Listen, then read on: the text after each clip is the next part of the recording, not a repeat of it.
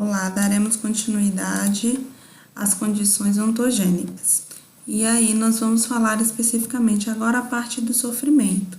Cabe esclarecer que não existem vários tipos de sofrimento. Ele é inerente a qualquer atividade humana. Então, esse sofrimento, por que ele é inerente à vida humana? Porque ele pode ser transformado em prazer graças ao trabalho. Então, esse prazer no trabalho, ele é tributário da mobilização da inteligência e da personalidade na realização de uma atividade que o autoriza.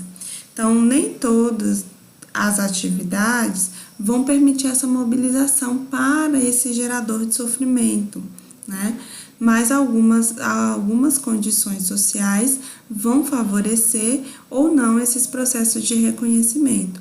Então, o trabalho ele jamais será neutro em relação à dinâmica do prazer e do sofrimento do trabalho.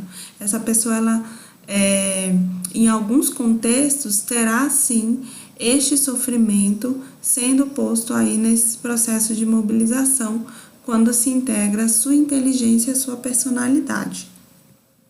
Quando o sofrimento ele é incontornável, não existem condições de transformação desses constrangimentos do trabalho que o produz.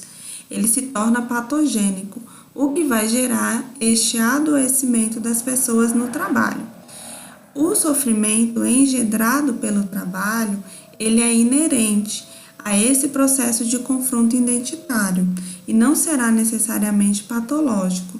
Ao contrário, dependendo dessas condições, este trabalho ele vai tentar superá-lo, poderá ser um fator de crescimento e de desenvolvimento psíquico. Então, este confronto identitário está diretamente relacionado ao reconhecimento do trabalho, do fazer, do julgamento que é feito, não do sujeito, mas do trabalho realizado. Então, quando esse sofrimento ele está atrelado a esse trabalho, e aí ele pode se confrontar com o processo identitário, ele vai relembrar vocês sobre as aulas anteriores que nós falamos sobre as questões do sentido e significado, da consciência de si, do reconhecimento dessa personalidade. Então, a partir do momento que este trabalhador ele reconhece a sua identidade, o seu sentimento sobre aquele espaço a qual ele está, a gente também vai ter aí a necessidade de avaliar o quanto isso tem se intensificado para gerar uma questão patológica ou não. Às vezes, o próprio reconhecimento do trabalho já faz uma eliminação deste fator, mas também afeta esse desenvolvimento psíquico.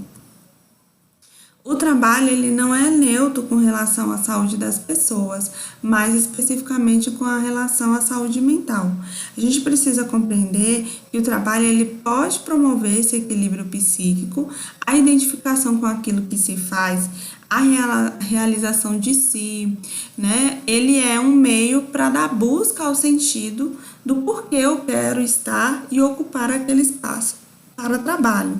Isso reforça a ideia que o conceito de saúde deve ser entendido como um processo que perdura ao longo da vida desses trabalhadores, né? E isso vai estar relacionado com as possibilidades que o sujeito tem para agir no mundo, isto é, as possibilidades que tem para construir seu meio social ou a sua vida. Quais ações que devem ser desenvolvidas no campo do trabalho para conseguir essas condições ontogênicas, para conseguir que esse trabalhador não passe especificamente por um sofrimento que já se torne ou se leve para um aspecto mais patológico? Então, é preciso pensar na centralidade do trabalho para a construção desse sujeito, a importância do trabalho para o desenvolvimento da cultura, a importância do trabalho e do reconhecimento na construção da identidade da saúde mental, a importância de dar visibilidade aos esforços empreendidos para que esse trabalho aconteça, a relação entre alienação e emancipação, o julgamento da utilidade, então o que é realizado pelos diferentes níveis, né, hierárquicos dentro desse espaço de trabalho, e o de beleza, realizado também esses questionamentos muitas vezes pelos pares.